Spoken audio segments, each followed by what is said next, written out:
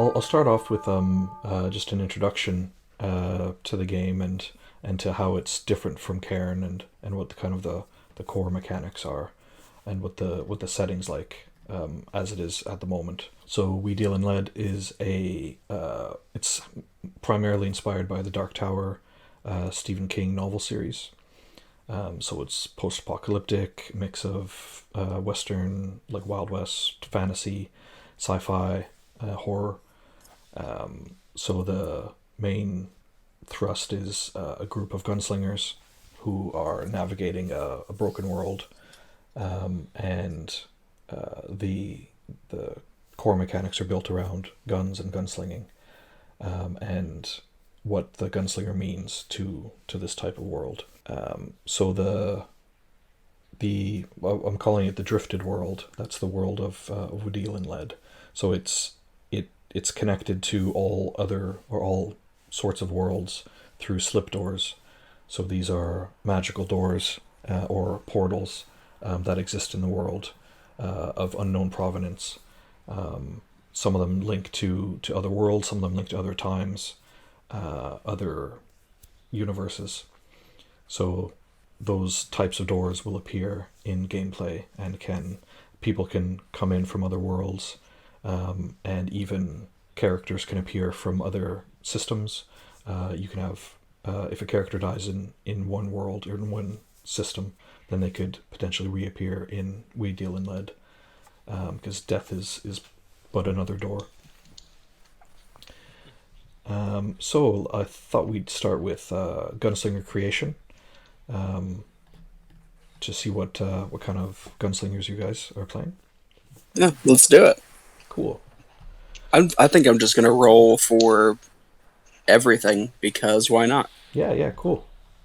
America Davis, I love it. And what kind of pronouns would America have? I feel like America is a lady. She, her.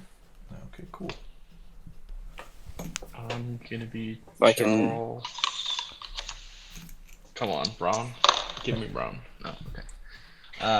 Charles Hundiff. Charles Brown. Love it. Yeah, exactly. No, Charles Hundiff. Hundiff. I say that right. Cool. Yeah. Yeah. Let's see. And what I kind of need to- pronouns do you think Charles would have? I think he's a he/him. Yeah, I pulled That's these supposed to be names on from a list of popular names in the 19th century.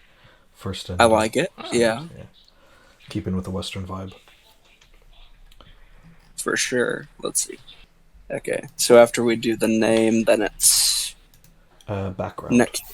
Choose or roll the background after the names. I'm gonna be a hunter. Cool. So the background, this is kind of some flavor, some it'll influence skills and some scars. So it's like, what were you doing? Essentially what were you doing before you became a gunslinger? America was a preacher, apparently, Excellent. which I also like. Yeah. Yeah, nice. And so, given the nature of the interconnectedness of the broken world, your characters don't necessarily need to be from this world. They could be from any world, but they're just in this world at the moment. So it could be that America was a preacher in our world, or a world like ours, and just made her way to the broken world. Yeah. Is it physique and everything next, or Yeah, is that later? So character traits like Sweet. appearance. So America is slim with, let's go with freckled skin and looks like curly hair. Okay. I got a word I've never seen before, statuesque. Uh, I can sort of guess what it means. yeah, like tall and Yeah, like- imposing, or Like I always picture Like a like statue. looks like a Greek god statue. Like Mm, built, maybe. Yeah. Let's see. Like, so America's face is chiseled. Her eyes are sunken. She speaks very formally. Nice. And she wears comfortable clothes. Same. She's honorable but she's also mocking. Okay. I love it. Nice. She's honorable, but she will make fun of you relentlessly. She has a reputation for being reckless. Oh, nice. She has been maimed. So I'm picturing, like, I don't know, missing fingers or something, maybe? I don't know. Yeah, cool. It can take whatever form you want, like whatever's you think fits the character the best. So missing fingers. I'm picturing, like 2 missing fingers on her left hand. Like the third and the pinky. Yeah, so that might come into play just depending on what kind of gun she uses. Yeah, like she might not be able to do 2 6-shooters or whatever, but you never know, like either like to have a prosthetic applied or something like that. oh, that would be cool. Yeah, like prosthetic fingers. Yeah. It is age after the traits. Age, gotcha. So age is 4d12 plus 10. Just to kind of give a good broad range. How's Charles looking, Phil? Statuesque with rosy skin, oily hair, a square face, a menacing look or menacing eyes, precise speech. Then I got colorful clothes, which is where I left. Nice. Because I had him down until that point. Then he's cautious but aggressive. Nice. I like that combination. Yeah. It's cautious but aggressive. Has a reputation of being odd and the misfortune of being addicted. Oh. So for the addicted, you can decide what makes sense or what you think he might have been addicted to, or how that fits. It could be something like something specific like alcohol, or it could be something like a bit more metaphorical, like addicted to blood, like bloodlust, or combat. I think his aggressiveness has sort of led him down a career path of being a hunter, and then eventually it led to his demise, which is why he's here, and which is what makes him cautious now. Oh, interesting. Oh yeah, I like it. Yeah. Cool. So America is 39. 25. All right, cool. So now we can. Now it's the gun. Now it's guns. Yep. Yeah. So America has a 6-shooter with a rosewood handle. Excellent. And do you have an engraving So you on just that? rolled 1d6? Oh, I haven't rolled the engraving yet. No. Yeah, 1d6 to determine the gun, and then 2d6 for embellishments. So there's 2. Oh yeah, that's how it is. I remember reading that. Yeah. Looks like a 6-shooter with a silver hawk. Nice. That's cool. That's a cool table. Mm-hmm. Yeah, I wanted to. Looks like a sword for the engraving. Oh, nice. I like it. Cool. So I feel like that fits too for a preacher. Like the sword of God. Yeah, exactly. Right. So I'll see if I'm gonna share my screen out here because I've got a picture of the hat to give you an idea of what kind of hats we're looking at here. She got the preacher hat. Love it. Amazing. All right. So yeah, there's I got a 6. 6. So Harrier. Cool. It fits so well. Sometimes that's how the random rolls go, is it just all falls together. Mm-hmm. Yeah, you start seeing patterns together, and it fills in the story. Yeah. Getting the sword on the 6-shooter was a nice touch. Okay, so next is armor. So that's a D20.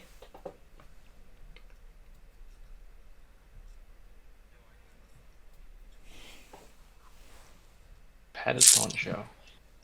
Nice. So that gives an armor class of 1.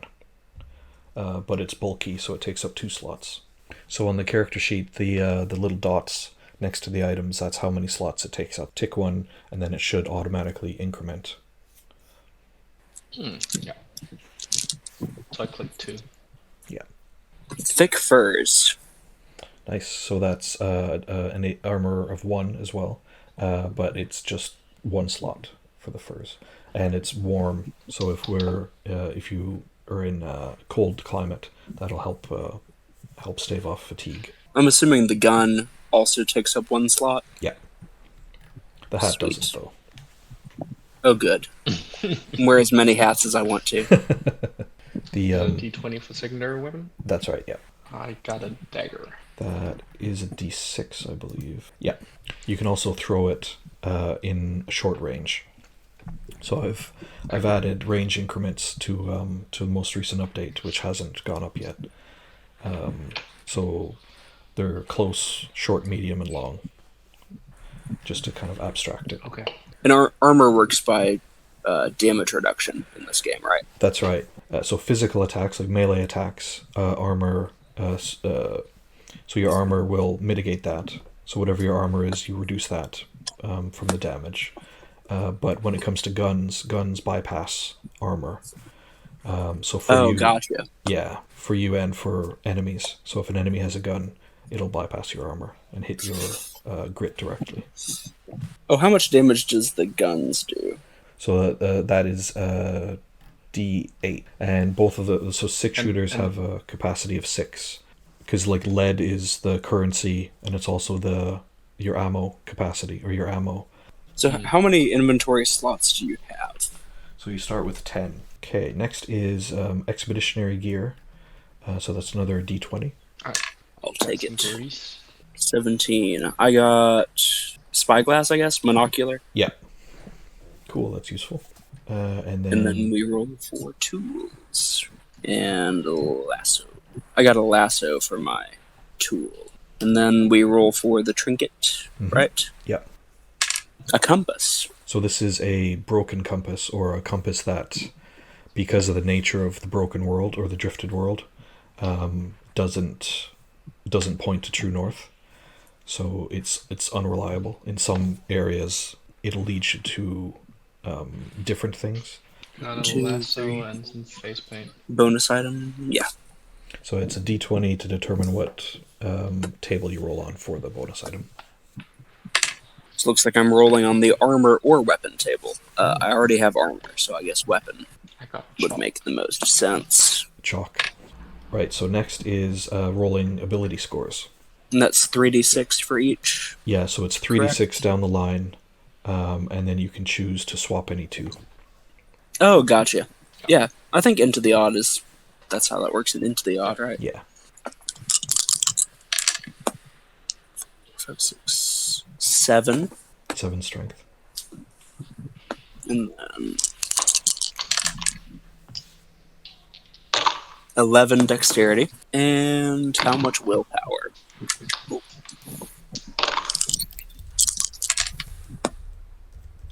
4, 5, 6, 7, 8 willpower. So for these ones, strength is important when it comes to... So all of these like tie into saves. So if you're trying to do something dangerous, then you'll roll an appropriate save against one of these abilities. But strength also comes into play when you're making critical damage saves. So your grit is your essentially hit points. It's your ability to avoid damage. So once your grit is reduced to 0, then that's when you start taking strength damage.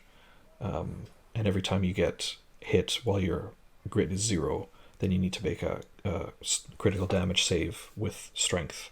So it's basically to see if you can stay together, like stay conscious. Oh, yeah. Yeah, just like Into the Odd. Yeah. And dexterity doesn't have any other mechanics that's tied to it, other than the obvious agility saves, that kind of thing. But willpower has bearing on a couple of different mechanics. So willpower, because a gunslinger doesn't shoot with their hand, they shoot with their heart. That means your willpower determines how well you can shoot in some situations. And your willpower also determines some, when you're trying to carry out rituals, so magical rituals, your willpower determines that. So willpower is good to have. It's not necessarily a dump stat. Just what I'm saying. So I think I'll swap Dex and willpower then. Cool. So I feel like it makes sense for America to have more willpower. How's Charles looking for abilities? 11, 9, 12. Okay, so after abilities, it's grit. So yeah, grit is your health, HP. In Cairn, it's hit protection. So it determines how well you can avoid damage. But we deal in lead. I'm flavoring it as it's your capacity to endure and survive in a world that's moved on. So it's basically your grit. So that's 2d6 to determine grit. So America has 10. Cool. And 8. Yeah, so one thing to remember when you're taking damage, if any attack reduces you to exactly 0, then there's a special scars table to roll on. So the scars table is how your characters develop, because there's opportunity in there to change your ability scores and grit level and stuff like that. So because it happens rarely, that's what the advancement is through the scars table, and it's strange things can happen if you're reduced to 0 exactly. Okay, cool. So we've done starting gear. The only thing left to do is roll for lead. So 3d6 to determine how much lead you have. That's currency, but it's also your ammo. 1 lead equals essentially one load of your gun. So for a 6-shooter, 1 lead is 6 shots. 6, 7, 8, 9, 10, 11. 13. Right, so we've got characters all set. Some things to mention when it comes to rules. So I'll start off with kind of what's similar to Cairn or Into the Odd. So if multiple people are attacking the same target, you roll damage twice, or you roll everyone's damage and then take the higher result, rather than having multiple damage against the same target. Mm-hmm. So that counts for PCs and for enemies.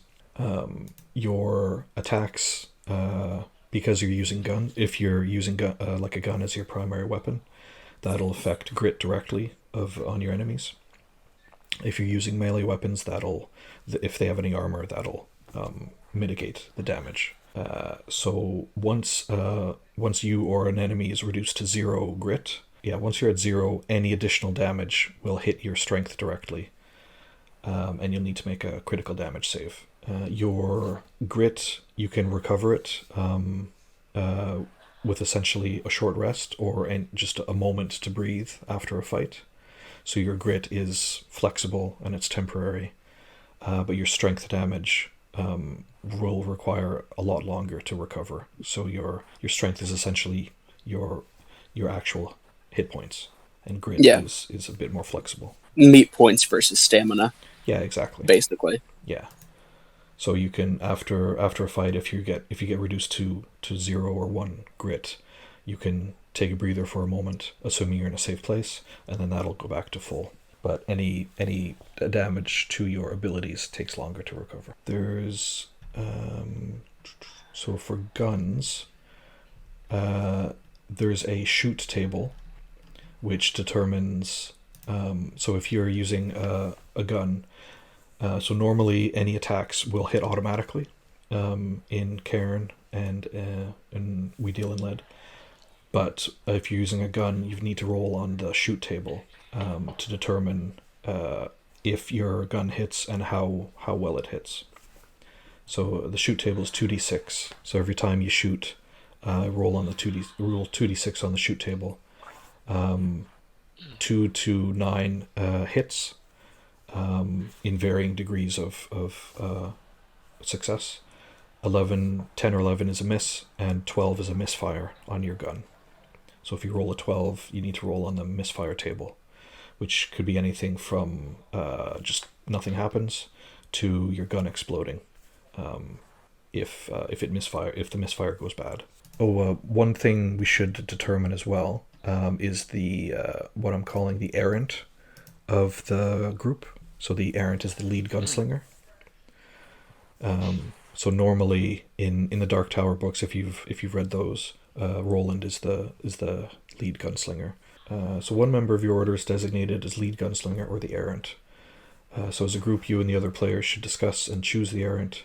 Could be the gunslinger with the most experience, or the oldest, or the one that makes most narrative sense.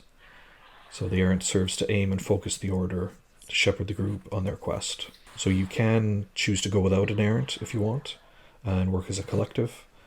So it's up to you if you want to have a lead gunslinger, or if you kind of just want to work together as a collective. There's no, like, the errant isn't in a superior position or anything. It's just kind of they're the person who kind of decides what direction to go. If you want to, you can lead the way, Joe. I think you have your character has the age. I was thinking if it's based off of age, then America is older than Charles. But if it's based off of will, well, we're about the same there because I have 11 and you have 12, right?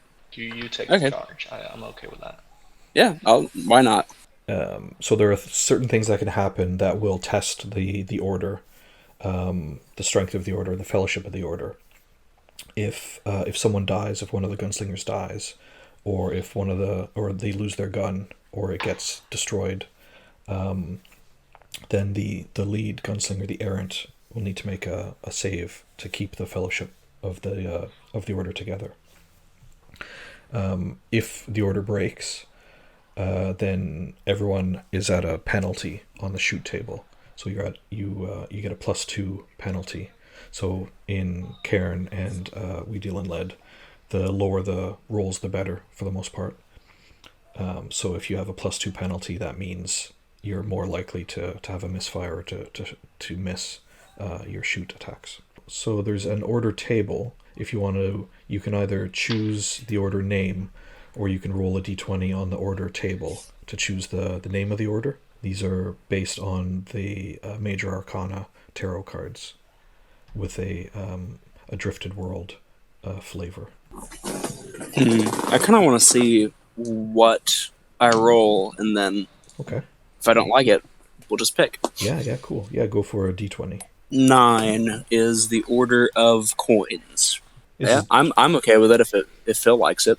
The order of coins. Yeah. cool. Yeah, I like like maybe that. we're like a mercenary outfit or something. Mm-hmm. All right. Just the cash. Yeah. Oh yeah. So you both have a capacity of 6 in your guns, in your 6 shooters. So what I've done is, or what I tend to do is, start with a d6, and every time you shoot, just reduce it by 1 point, by 1 until you get to 1, and then you know that you're on your last shot. And then once that happens, you need to take a turn to reload your gun. So you have to kind of pause for a moment to reload. And then that will reduce so every time you reload your grit, every time you reload your lead gets reduced by 1. Okay. Makes sense. Cool. So I think that covers the main differences to Into the Odd and to Cairn. It's mainly the shoot table, so that's the only main difference. So every time you shoot, you roll 2d6 to determine how well that goes. So this is the setup. The unthinkable has happened. Severin Stevens, a former ally and member of your Gunslinger order, betrayed and killed Isaac, your leader and steadfast friend, so your former leader. You've hunted this traitor for weeks, finally tracking him and his ragtag posse to Ramshackle Village on the edge of the Bleached Desert. So you're at the village now. Okay, so the Ramshackle Village. Hastily constructed, now falling apart and mostly abandoned, the village lies half submerged in the fetid waters of a swamp. Gouts of fire spew as a grinding, rust-riven oil derrick burns endlessly at the center of town, filling the air with acrid smoke.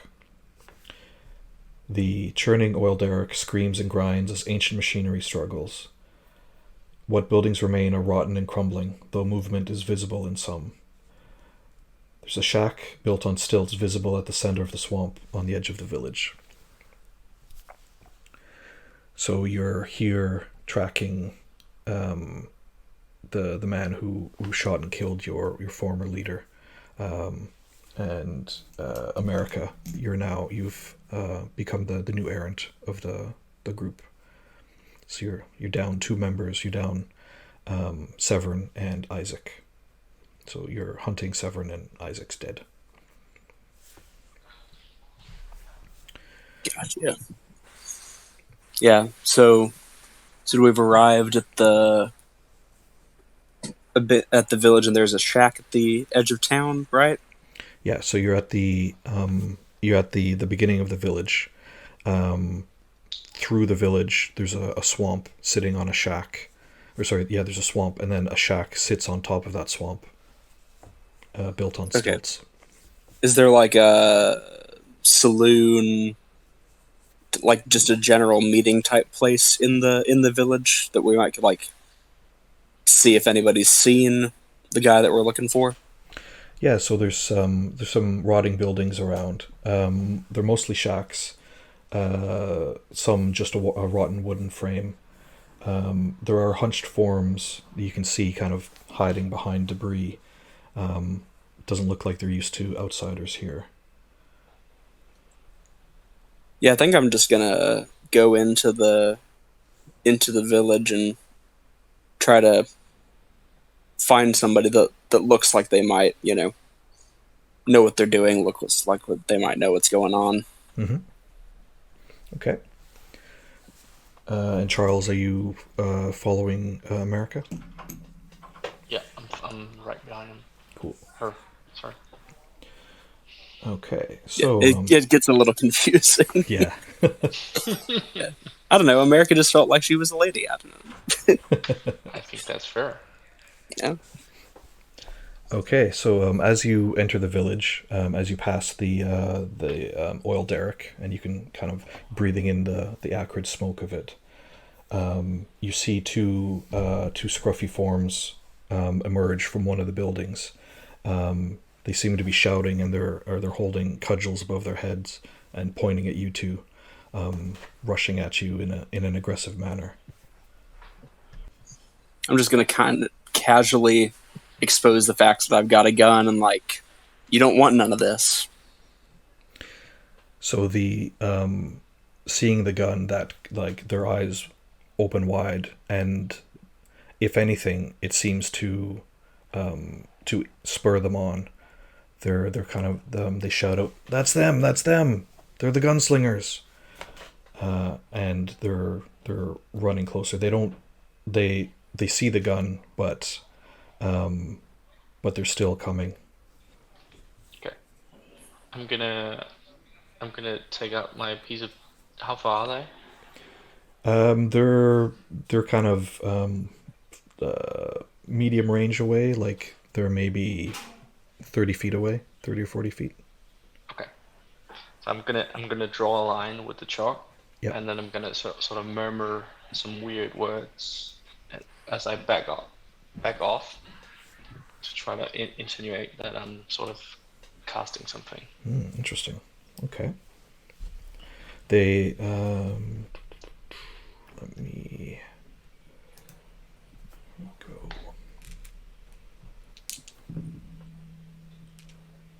they kind of falter for a moment.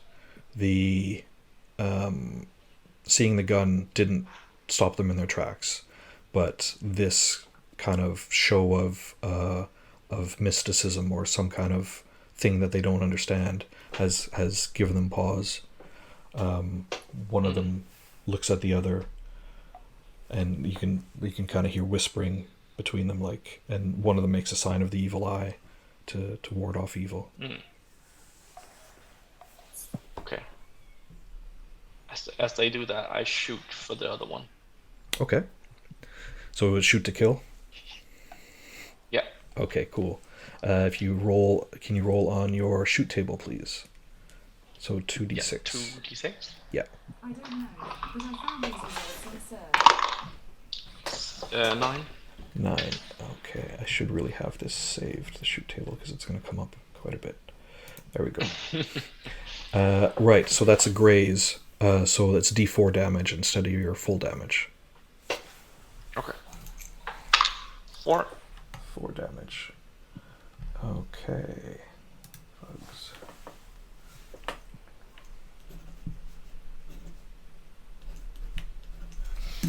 Right, so you wing the lowlife in the shoulder.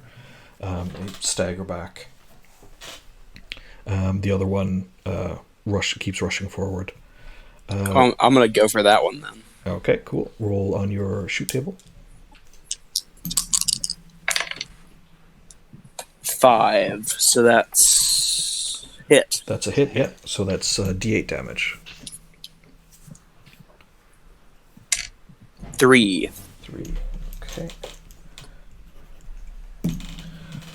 All right. So they're still that one you catch in the stomach. It stumbles, and he's still coming. They both reach your kind of get up close in your face. Each one is going to go after the one who shot them. Right. They're wielding clubs. All right. Okay, so you take Charles takes 5 points of damage, and Oh shit. America takes 1 point of damage. 1 point of damage. Is that reduced by the armor already? Yeah.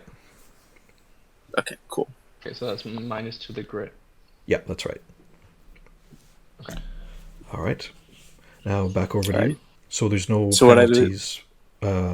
Sorry, there's no penalties for shooting in melee range. Oh, okay. I was gonna say, could I switch, or could I quickly draw my saber, like with my other hand, and slice at them? Mm-hmm. Yeah, absolutely. Sweet. I'm gonna do that then, All right. because that just does straight up damage. 6 damage on that one. 6. Okay.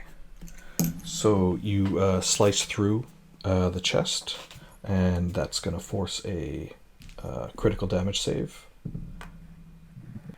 which he barely makes. So he's kind of staggering around. He's just still coming. All right, and Charles, what would you like to do? Yeah, I think I'm gonna do the same, but with my dagger, Dagger. Okay. which is then a d6, right? That's right. Yeah. So that's a 3. 3 damage. Okay. All right. You see the thug kind of pull himself together with almost superhuman will, and just shrugs off the stab, and he rears back, and he attacks you for 2 points of damage. And the other one, Charles. yeah. Yeah. And America, you take 3 points of damage from the cudgel glancing off the side of your head. Alrighty, it's back to me. Yep. Yep, I'm gonna stab him. All right. 5 damage. 5. Okay, cool. So all of these attacks now are dealing damage directly to their strength. Okay, and that's enough. He kind of holds his stomach together as his intestines start to fall out, and he collapses to the ground. Right, so seeing his friend die in a horrible way, and knowing that he's likely next, the remaining thug kind of holds his hands up, drops his club, and starts backing off in surrender. Okay. Should we hog tie? I have a lasso. Yeah, go ahead and tie him up. Yeah, I want to ask him a couple of questions. Okay. Being that he's like kind of bleeding out, he seems more than willing to answer your questions. All the fight's gone out of him, seeing his friend die. Oh, what do you want? Why'd you attack us? Who paid you? Y'all are gunslingers, ain't you? Yes. What does that have to do with anything? Well, we were told to kill any gunslinger on sight. That's why we come at you. Who told you this? That's wrong, didn't it? It was Lancaster's crew.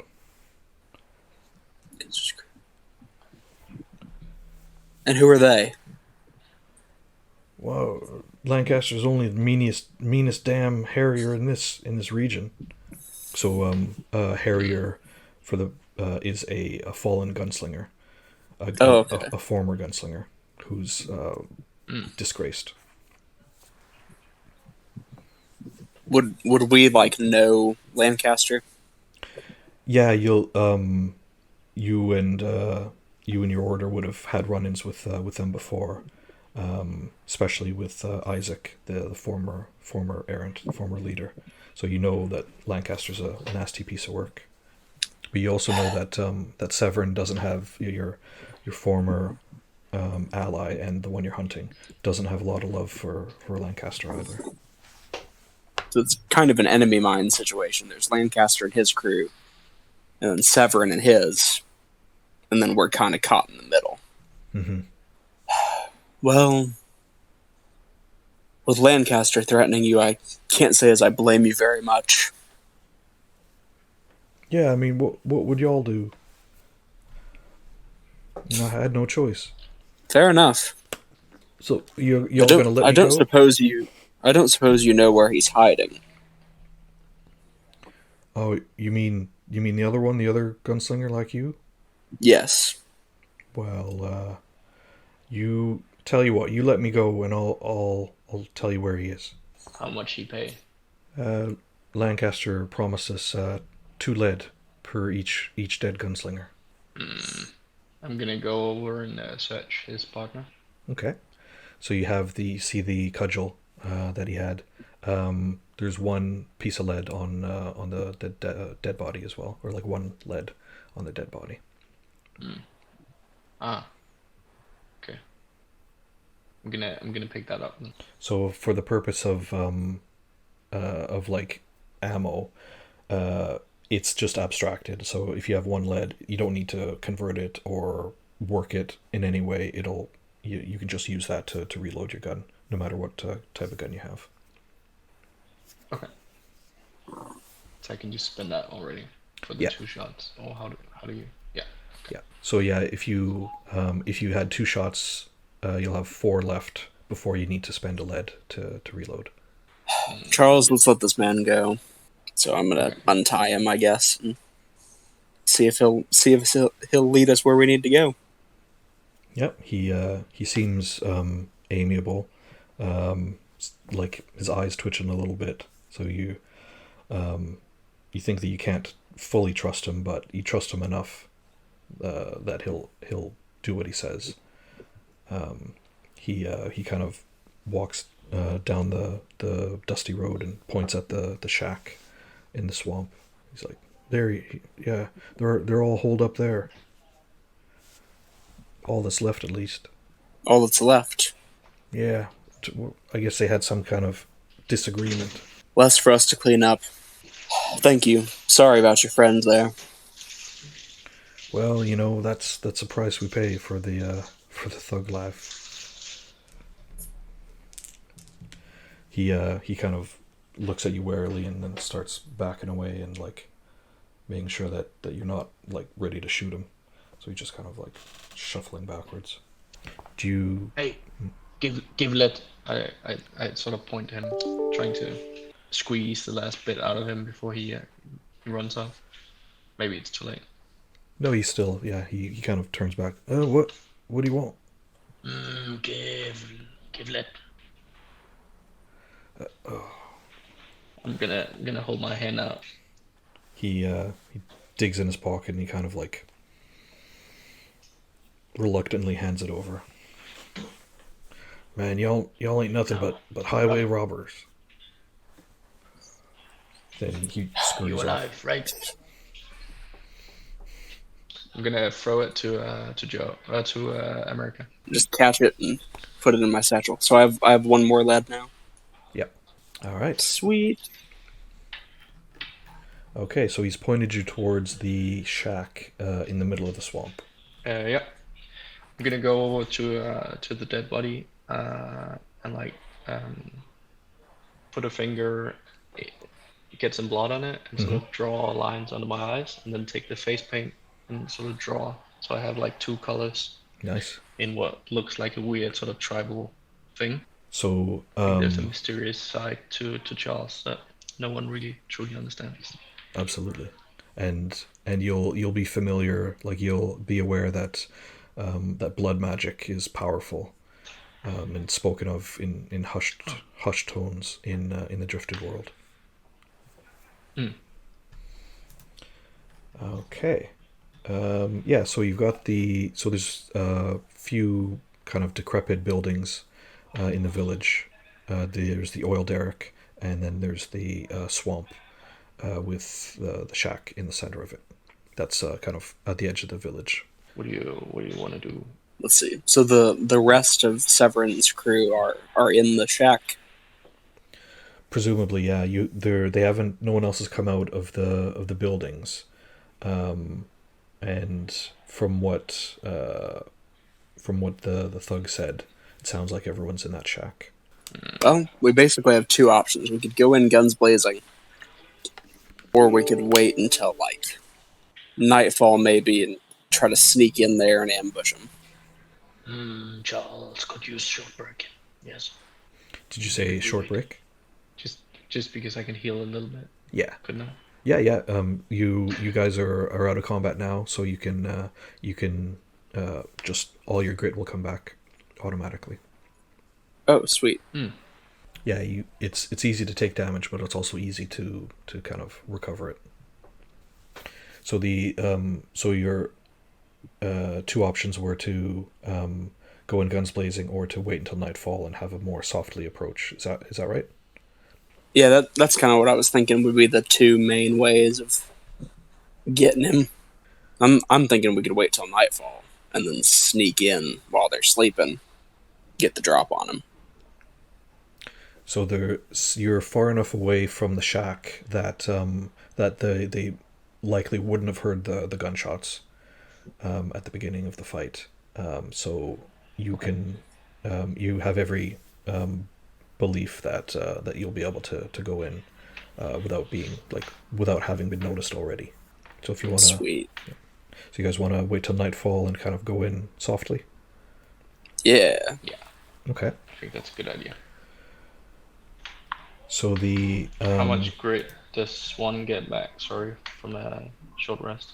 You can recover everything. Everything. Sorry, I didn't get that. Yeah. Okay. Yeah. Right. So the swamp. So the shack is at the center of a swamp. And the swamp, you can see waist-high fetid water stained black by the taint of the oil.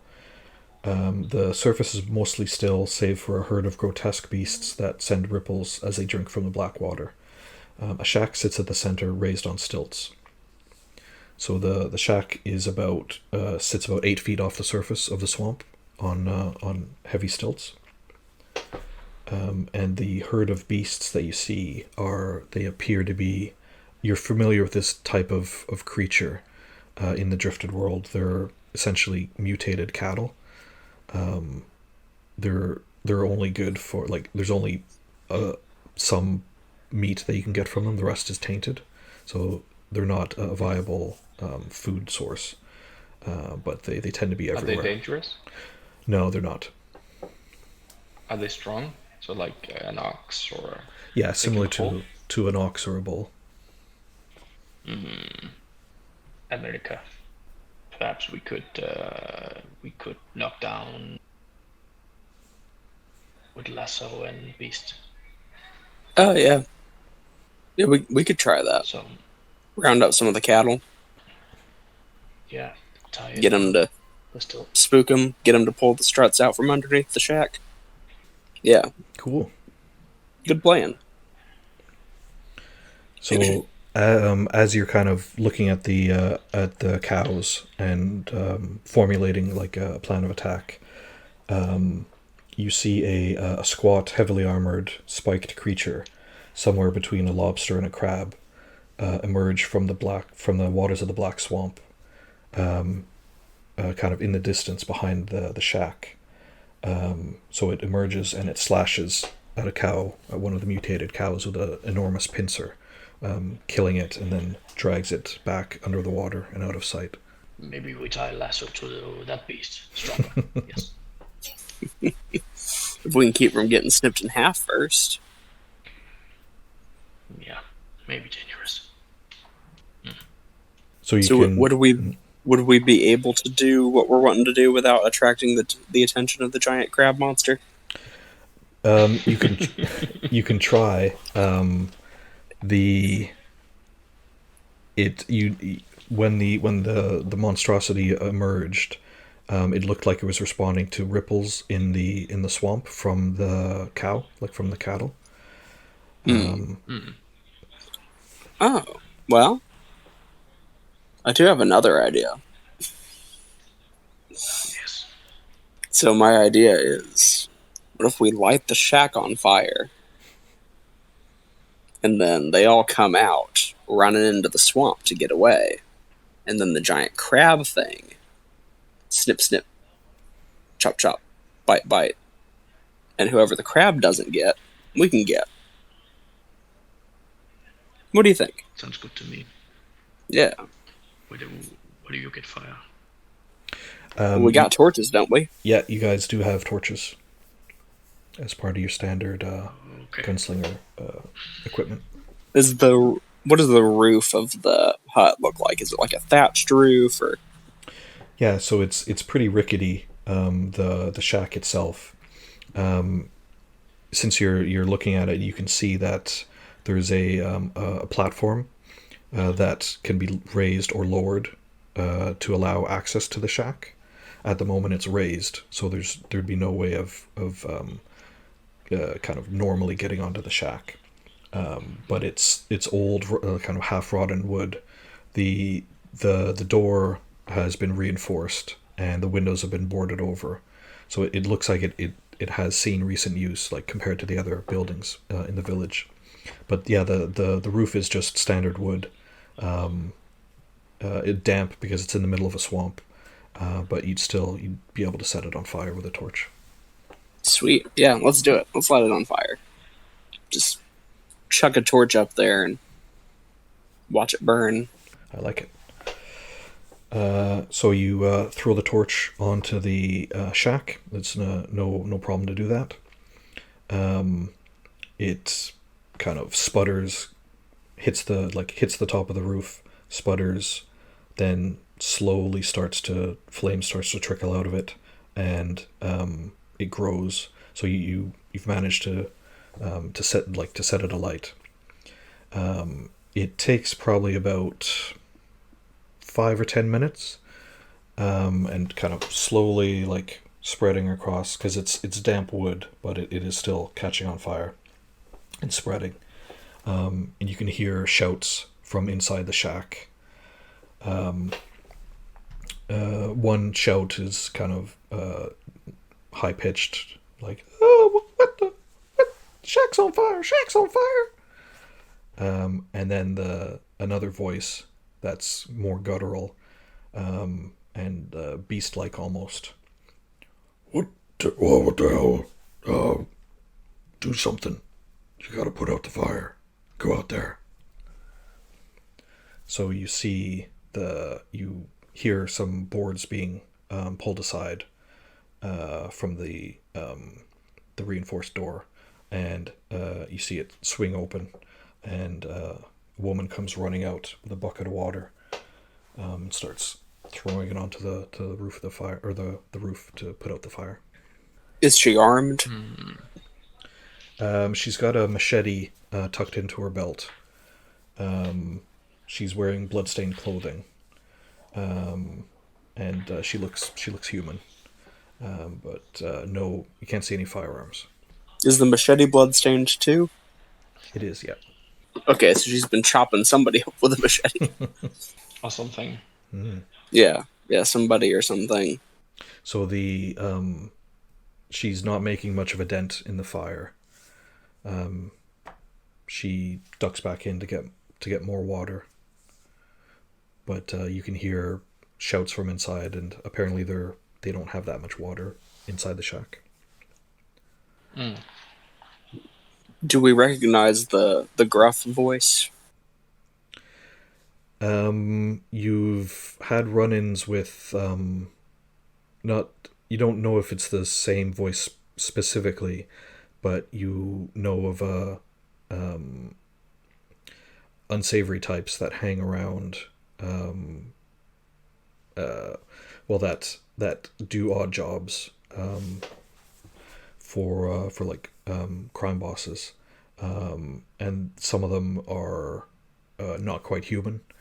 They're humanoid, but they have the head of a beast, so a vulture or a rat or a coyote. That sounds like one of them. You tend to call them bestials. Gotcha. Should we kidnap woman?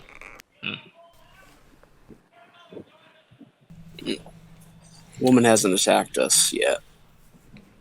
We could go on in and see who's inside, or just wait for them to come on out. I think they're coming out. So from what it sounds like, they're getting more panicked. So it's likely it'll just be a matter of time before they are forced to come out of the shack. So you can either wait for that to happen, or you can go in or try and get the drop on them. Giles gonna lay over here, so I'm gonna go like half height. Are you? Do you want to have the door in your vision as you're hiding? Yeah. Yeah. Yeah, I think I'm gonna do the same thing. So after another panicked moment, you see a bulky form come out of the door. It's looks maybe about 6 feet tall, but muscular and with a vulture's head. You can see it's got black eyes, and he's carrying a bucket. Throws it up, but there's not much water left in there. From the look on his face, you get the impression that it's not all water. That might be what they were using as a toilet. So he shouts in. He's like, "No, it's just ain't gonna do it. We need to go." So the woman appears back at the door as well, and it looks like they're both getting ready to lower the platform and get out of there. Do we just want to wait and see if they get eaten? Yeah. Or do you think he has like a secret path thing with the lobster monster? I don't know that you can negotiate with the lobster monster. So you'll have run across these things before too, and you know that they're like ruthless, and they'll just eat anything, and there's no intelligence there. It's just they're like predators. Okay, we'll just wait. Okay. Yeah. Potentially, could we do something just to kind of like throw some stones in the water without catching their attention, but possibly sort of luring it a little bit? I think Charles is going to do that. Just throw a few rocks in. Yeah, they're totally focused on the fire, so they're not really paying attention to what's going on around them. So yeah, you can easily throw rocks, and it causes ripples in the swamp. And then you see like a form like come out of the swamp, and then another one and another one. There's 3 of the lobsters. The lobstrosts come out of the water, and takes a snip out of the vulture man, and snips his leg off at the knee, his right leg. Oh, he screams and turns around. He stabs down at it. He's got a saber in his hand, or he draws a saber out of his belt and stabs at the creature. But it kind of twitches, and it's still coming after him. The woman screams. Yeah. Okay. So she looks like she's about to run off through the swamp, or like to kind of just get out of there. Yeah. Just leg it. Yep.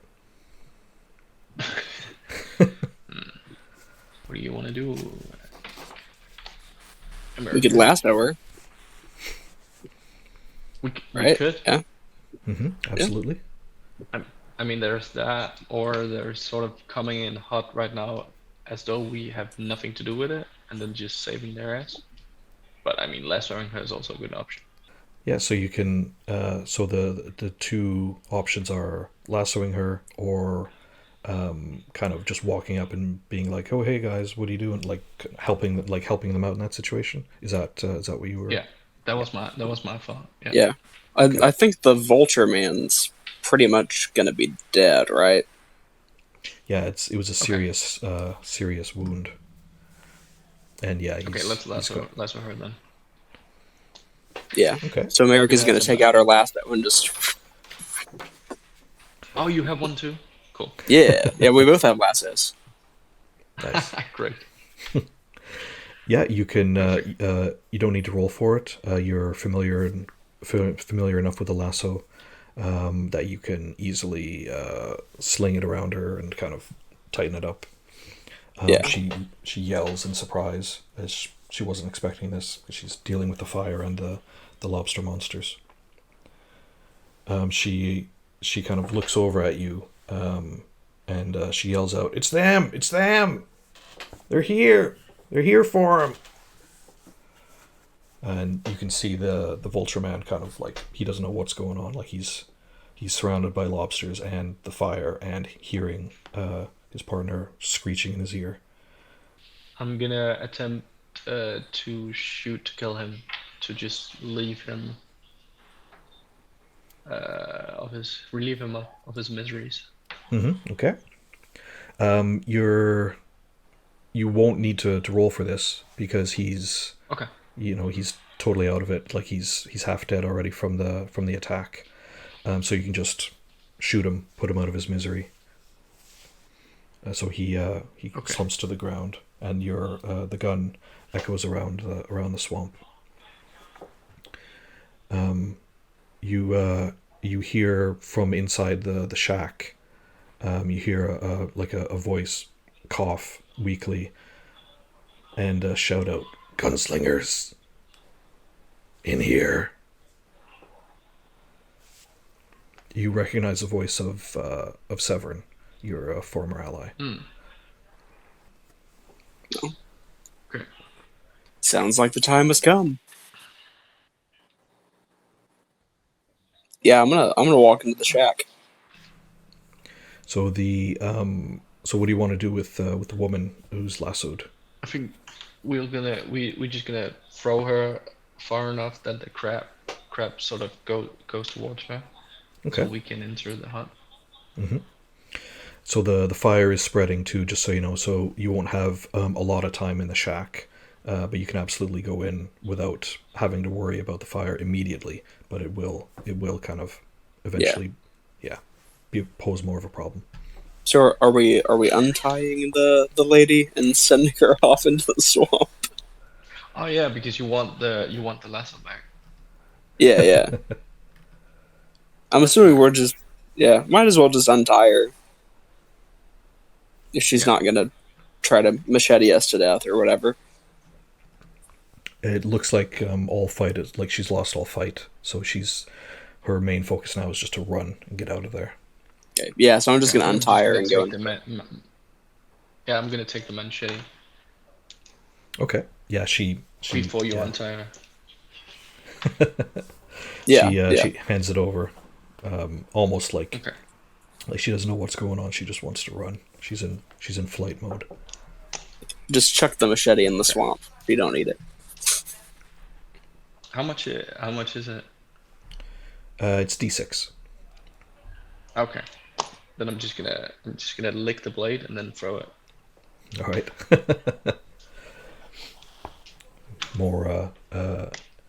More drawing in more blood. Yeah. Okay. Right. So you can climb up onto the shack because the platform's lowered. The lobsters are concerned with the meal of the vulture man, so they're not an immediate threat.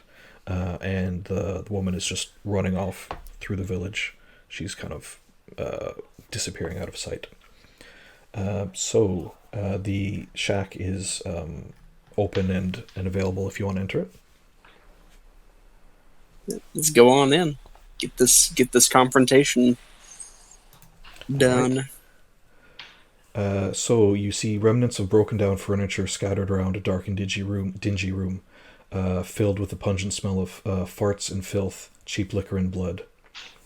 There are 4 stained bedrolls lay on the floor around a soot-covered stove. There's a pile of debris in the middle of the room, and a closed door opposite the entrance. It's been barricaded with boards and stacked broken furniture. Is that where the voice was coming from? Yeah, it was muffled enough that that you think it must have been from an interior room or from a room further back. How long would it take to get through the boards and barricades and everything? Not very long. Like, it's you looking at it, it's meant to keep someone in rather than keep people out. So you can easily kind of just brush it all aside, pry the boards off of the door. Sweet. I think Charles goes towards the debris and starts like moving it while going like knock knock, someone's home. Just pushing it to the side. Okay. Gunslingers, in here. It's Severin. Severin who? Severin Stevens. Oh yeah, yes. Then just gonna try to pry open the door. Mm-hmm. Yeah, you can. It just takes a bit of effort, but you can pry the boards off, clear everything out. It's a reinforced door, but it's been set up so that it's meant to keep someone in rather than keeping you guys out. So you can open it if you want. Yeah, I'll do that. Okay.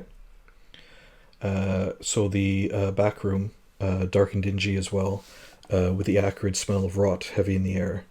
A rusted bed frame sits at the center of the room, and all windows are boarded up. There's a slumped figure sitting on the bed, clothes stained with blood. You recognize your former gunslinger ally, Severin. His skin is pale and drawn. He's got his hand on his revolver in his holster. But it looks like that's almost just instinct rather than any kind of aggressive move. Charles, America, you came. I knew you would. Of course we did, you bastard. You know what you did.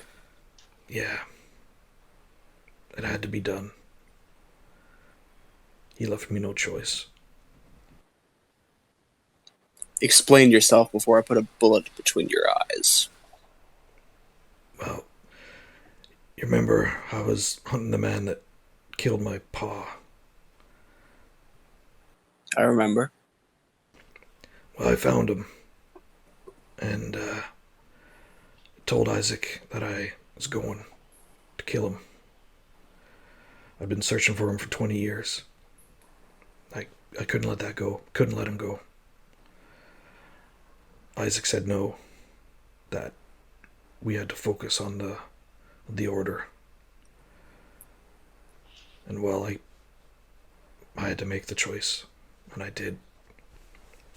I'm sorry. But I needed to do it. You chose vengeance over your brother, Severin. That I did. And I would do it again.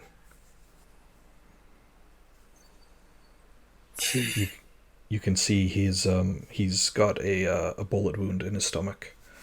And it looks bad, like you've seen enough gunshots that you know he's not long for the world. That wound looks nasty. Yeah. I caught it off of the man that killed my dad. I guess it's only fair.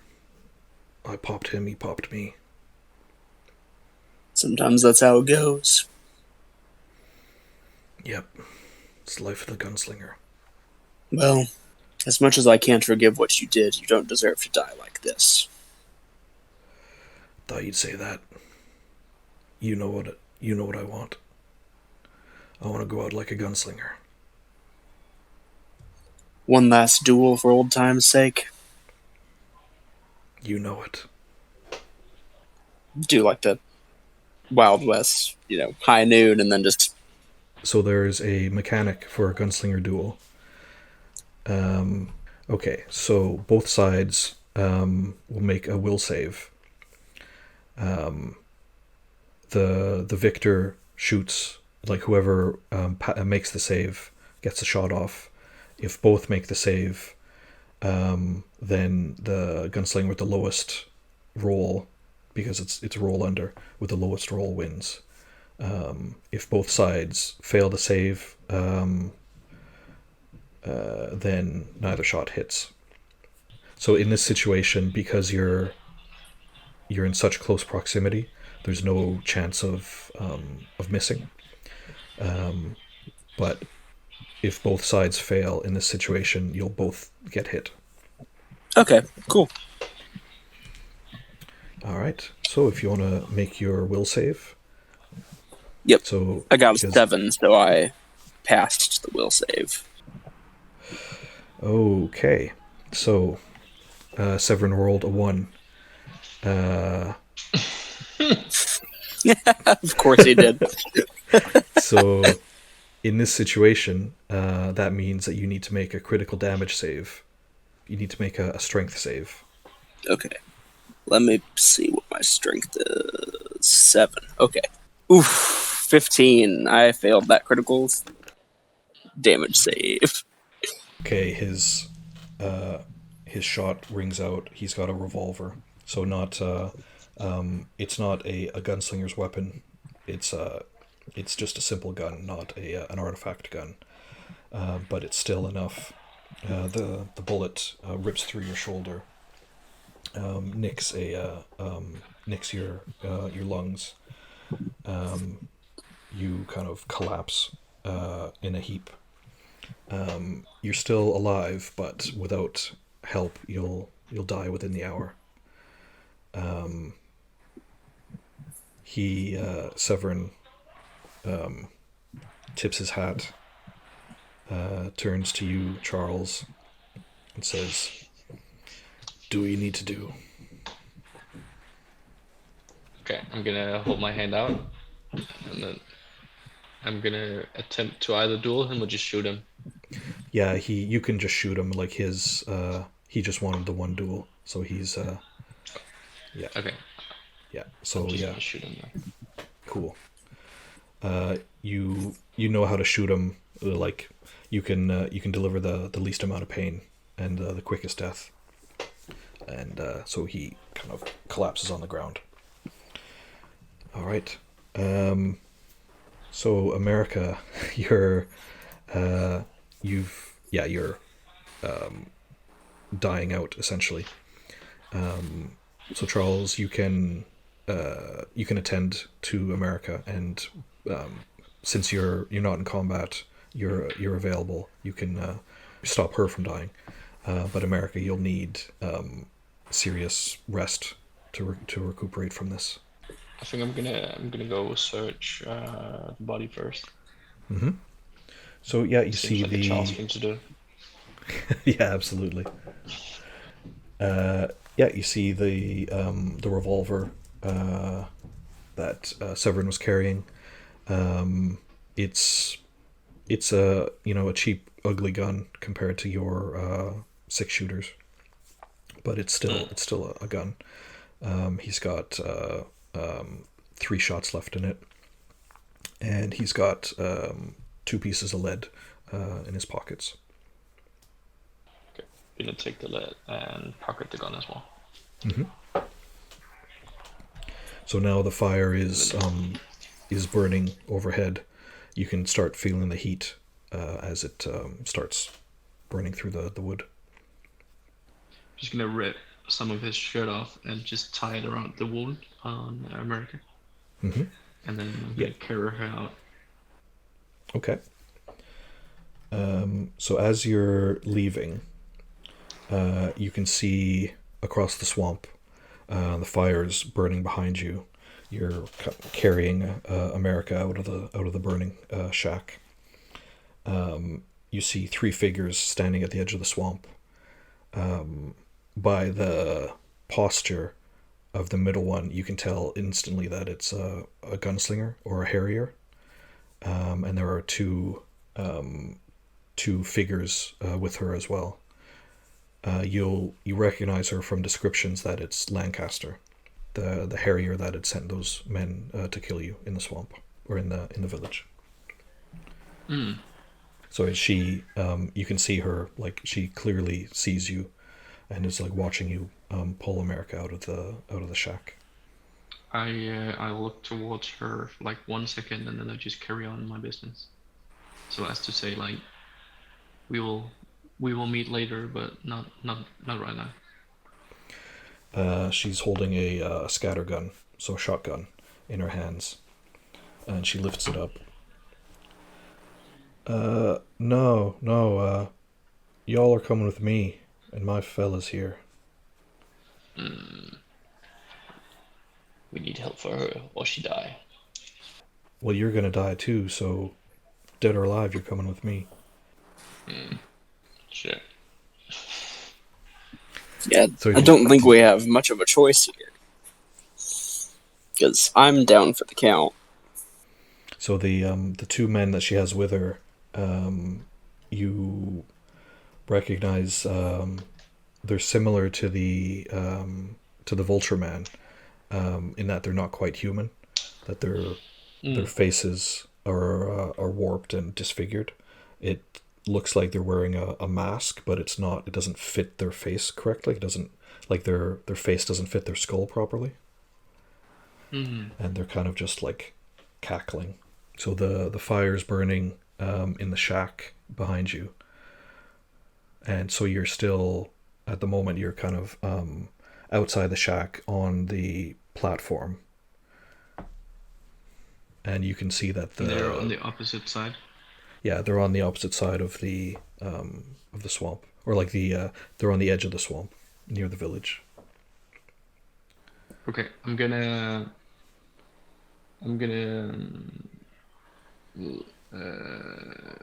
go to the platform and put America down, and then I'm gonna yell out, "If we come with you, you'll come to me." So, like, as to make them try to go into the swamp.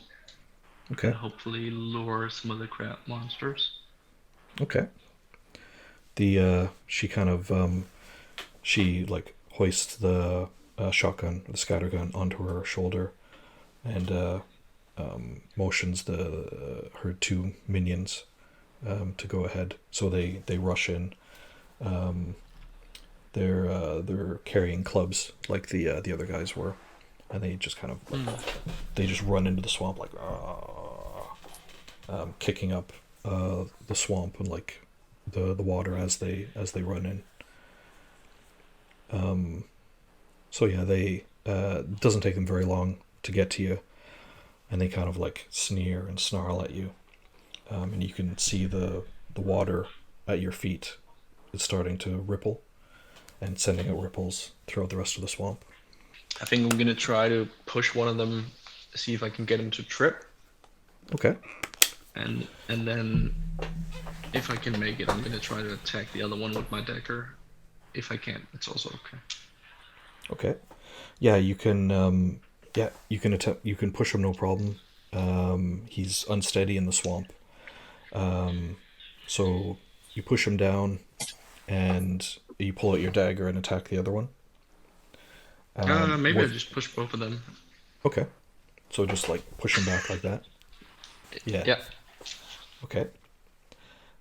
So you do that, and they're not expecting it. They're off balance, so they fall back into the swamp, and Lancaster gets her shotgun out, kind of points it, and like, "Hey, what are y'all doing there?" As you push them down into the swamp, you see a trio of lobsters pop out of the water, and just tear into the one on the right. And then another two come out on the other side and tear into the one on the left. And they just start shrieking and screaming as they get torn apart. Lancaster moves back, shocked, but it doesn't last very long, because she's got the instincts of a gunslinger. So she raises her gun. Yeah. Shit, I'm gonna try to make a run for it. Okay. What direction do you want to run? I want to run under the shed and opposite her. Okay. So like as quickly as I can, I want to be under the flames so that it sort of conflicts her vision a little bit. Mm-hmm. Yep. Of course, with America on my shoulder. So it's a bit awkward since you've slung America on your shoulder, but you can do it. She's gonna attempt to shoot you in the back. Her gun misfires. You hear a click as nothing happens when she pulls the trigger. She yells "shit," and she comes running after you. She's got one more shot in the the scattergun has 2 shots in it. She's got 1 left, and she's coming after you. Cool. My only instinct is to just leg it. Okay. You run through the swamp.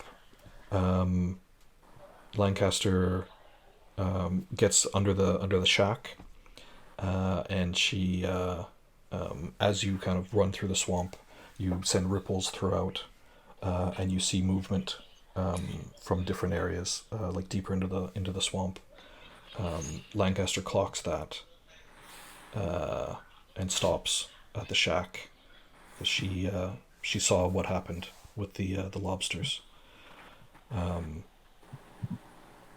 She watches you run with America as the shack burns above her. If you keep running, you can successfully evade her, or you can attempt to fight her. What would you like to do? What's the devil on my shoulder saying? What do you feel like we should do, Joe?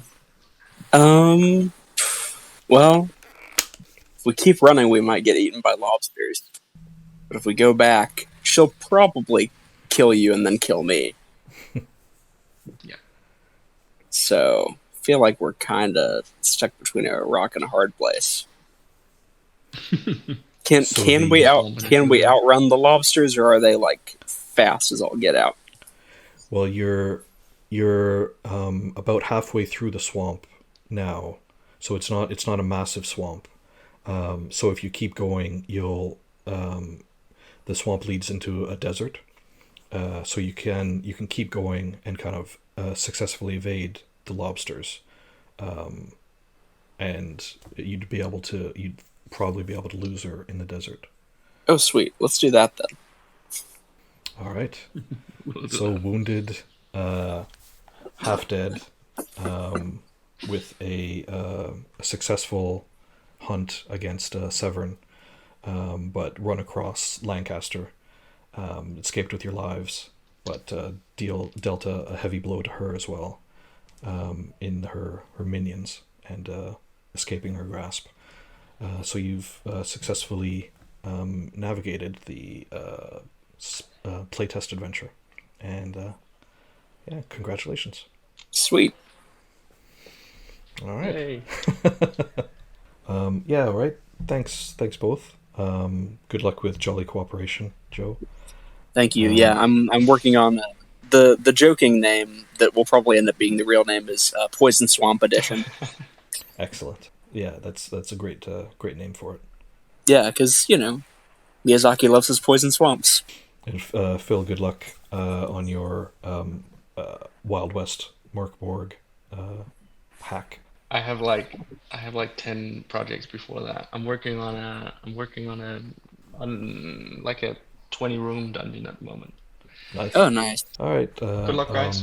Yeah, thanks, guys. Thank you. All right. Awesome. Cool. Take Bye. care. See you later.